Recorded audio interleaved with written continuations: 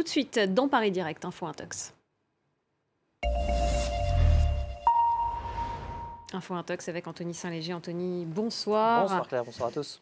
Vous allez répondre à plusieurs internautes ce soir qui nous ont alertés sur une vidéo mise en lien avec les tensions actuelles entre le Rwanda et la République démocratique du Congo. Effectivement, mise en ligne aussi, ça marche. Mais effectivement, mise en ligne, l'occasion pour moi aussi de vous rappeler que vous avez plusieurs moyens à votre disposition pour, si vous souhaitez que l'on vérifie pour vous l'authenticité de photos et de vidéos. Il y a bien sûr la page des observateurs de France 24, la page Facebook.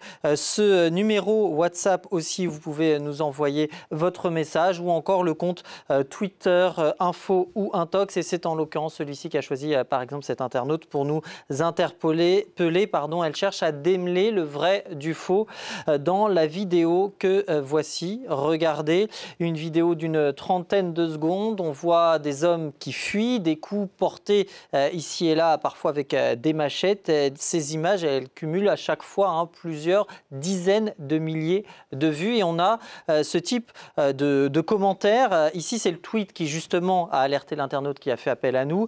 Un tweet qui interpelle, vous le voyez, la communauté internationale, mais également Human Rights Watch ou la communauté est-africaine. Et qu'est-ce qu'il nous dit, ce tweet? Eh bien, il nous dit ceci: quand nous demandons à la communauté internationale d'intervenir, ils pensent que nous plaisantons. L'idéologie des FDLR, alors les forces démocratiques de libération du Rwanda, on le rappelle brièvement, ce mouvement armé en RD Congo, formé par les Hutus après le génocide des Tutsis en 1994. Idéologie donc qui serait insufflée aux Congolais, particulièrement au FARDC, les forces armées de la République démocratique du Congo. Très vite, le parallèle avec les prémices d'un génocide, en référence évidemment à celui de 1994, est fait. On a par exemple ce commentaire qui nous dit qu'un génocide Tutsi a lieu actuellement en RDC, et cet autre qui nous dit un peu la même idée que je ne retrouve pas. Voilà, ici, cet autre, un génocide est en cours. L'idée donc, avec cette vidéo d'une attaque en RD Congo menée par des pro-Hutus à l'égard des Tutsis, c'est l'idée. Mais cette vidéo, elle ne montre pas des Tutsis pourchassés par des Congolais avec des machettes. Effectivement, absolument pas. C'est les commentaires, en fait, justement, qui vont pouvoir nous aider. Pourquoi? Parce qu'ils vont nous aider à retrouver l'origine de la vidéo. L'un d'eux parle de Kuluna. Alors, qu'est-ce que sont les Kuluna? C'est le nom donné dans les années 2000 à ces gangs ultra-violents de jeunes hommes, des criminels qui sévissent à Kinshasa, donc la capitale de RDC, qui s'affrontent régulièrement, et ce, malgré les opérations de répression menées par les gouvernements successifs. Un journaliste congolais qui travaille à l'AFP et que la rédaction des Observateurs de France 24 a contacté nous informe en fait que la scène en question a lieu en janvier 2022, en janvier dernier. Le 17 janvier, il a publié cette vidéo sur son compte Twitter. Il nous explique à l'époque qu'une riveraine l'avait interpellé, l'avait alerté sur ce qui se passait près de chez elle et lui avait donc envoyé cette vidéo. Alors la rédaction, je précise, n'a trouvé aucun écho dans les médias locaux sur cet événement.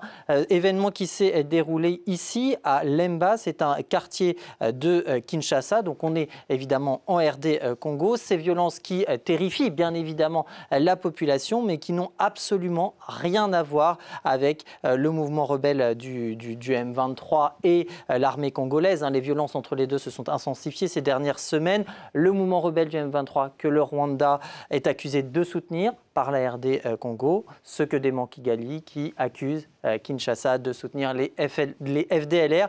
Alors je vous parlais en début de semaine d'un Fox qui accusait les Rwandais. On a ce soir un exemple qui vise les Congolais. Une preuve, une fois de plus, que dans ce type de situation de crise ou de guerre, les discours de haine, la désinformation, elle se fait bien des deux côtés, n'en déplaise à nos détracteurs. Merci beaucoup, Anthony Saint-Léger, pour toutes ces précisions très importantes. On peut retrouver votre chronique, bien sûr, sur notre site internet www.france24.com. Nous, on se retrouve dans quelques instants à 22h30, heure de Paris, pour un nouveau journal Paris Direct continue.